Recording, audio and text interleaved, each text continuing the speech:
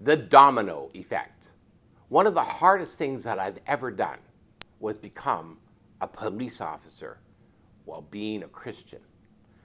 Canada is an unusual environment because there are so few born-again Christians that confess Jesus, and especially it was hard ground working as a police officer.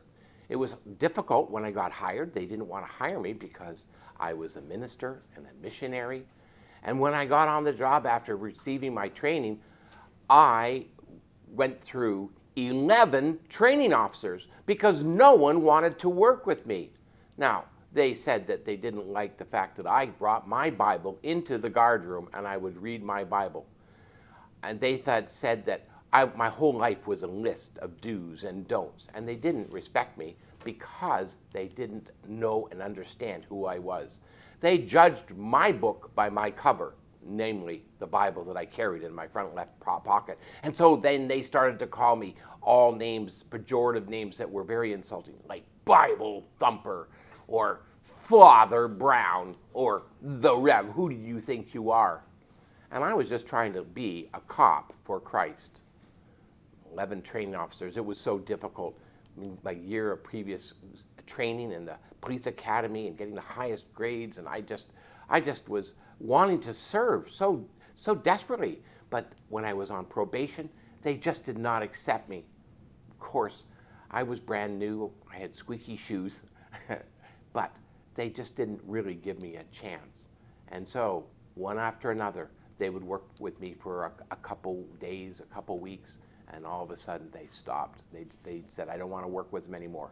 And the excuse was that I wouldn't lie. The fact is that I was sharing my faith with them, and they thought that I was proselytizing, even though I was just living my life as a Christian. That year was torture. But finally I was committed and completed, and I finished my probation, and there I was, a police officer, off probation, able to work by myself.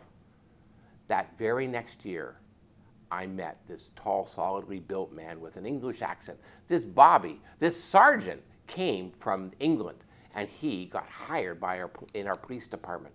He was formerly a sergeant. His name was Peter Howarth, and he was a kind of a very gentle man, but very, very wise. And he had 25 years already under his belt. He was experienced. And so sometimes we worked together, and I assure you that I learned more from him than all of my other training officers combined. He taught me how to assess a crime scene. He taught me how to see beyond what you're actually seeing. And I wished that I had been able to work with him for that year, because I knew I would be so much farther ahead. And so I valued and cherished the time that we worked together. And now, about 3 years later, we were friends. And my colleagues realized by this time that I actually was a good cop who was not going to get other people in trouble. I wasn't trying to make problems for anybody, and I wasn't certainly Bible thumping them. They knew that I was going to back them up. And I was doing the job, and I was doing it well. And in fact, if you want to have a good witness, you have to do the job well, because that's the only thing that will win them over. But I'd become station humor by this time. Now I was the Rev, or hi, Father Brown, or they would say it with a teasing affection. Well, we all had nicknames at that time. It was sort of like living inside a cartoon. And all of us became cartoon characters with our own names. So it was not offensive to me, and they didn't seem to be bothered at all. In fact, many times when there was a crisis, when they were having personal problems, they would seek me out and ask me to pray for them. Now, police work is very, very busy.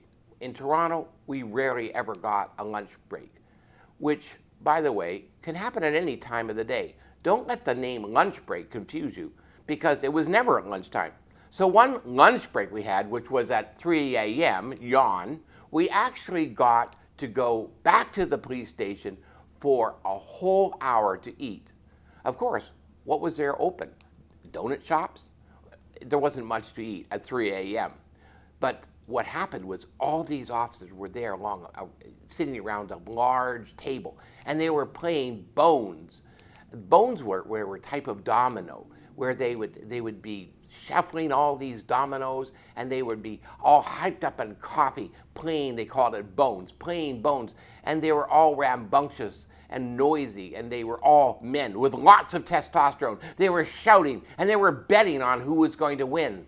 I actually had a flashback looking at them, thinking of those soldiers casting the lots at the foot of the cross. When I was in Israel a couple of years ago, there I saw on the marble floor, there was still the carvings of the boxes for the religious games where the Roman legions were hosted and where they lived on the floor. It's still there after 2,000 years. And at that time, this Sergeant Peter Howarth, saw me, and he said, "Hi, Rev, do me a favor, pray for me, because if I win this hand, I'm going to win $100.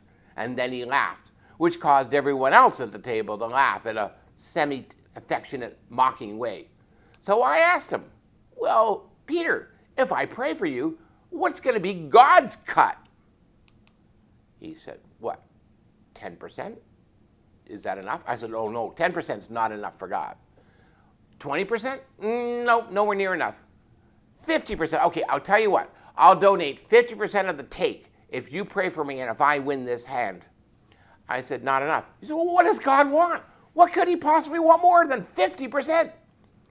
I said, "Peter, he wants all of you. He wants all of your heart, and he wants all of your life." And with this, everybody stopped talking. They stopped laughing. It was like I poured cold water in the room, and everybody just looked at me, their mouths open. And then Peter didn't know what to say. And finally, he slammed his fist down on the table, and he says, "God's price is too much. I'm not willing to pay that."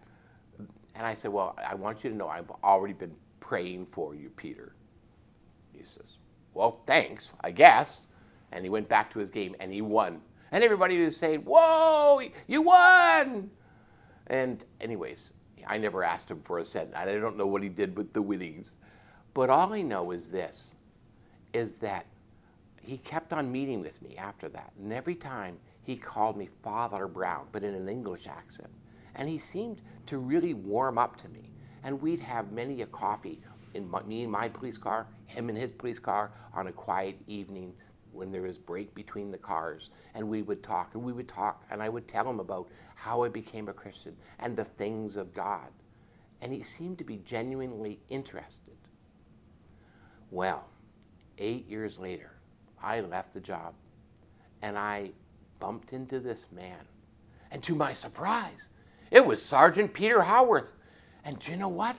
He had finally retired for the second time from the Metropolitan Toronto Police Force. And now he was a Christian. And now he had gone to Bible school. And now he was the pastor of a local church. And he was giving wisdom and information to people. And I just knew his congregation was being blessed with that same wit and wisdom that he had exhibited to me. Only this time, it was directed from the Lord. And I was thinking, I prayed for him. And that game of bones, those dominoes, when they fell and he ended up winning, I wonder if God was actually making a covenant with him. And he did give his entire life to Jesus. And now we were brothers two ways. Not just brothers in law, but brothers in the Lord. We became brothers and friends. And I saw the transformation God had done in my beloved brother, Peter Howarth.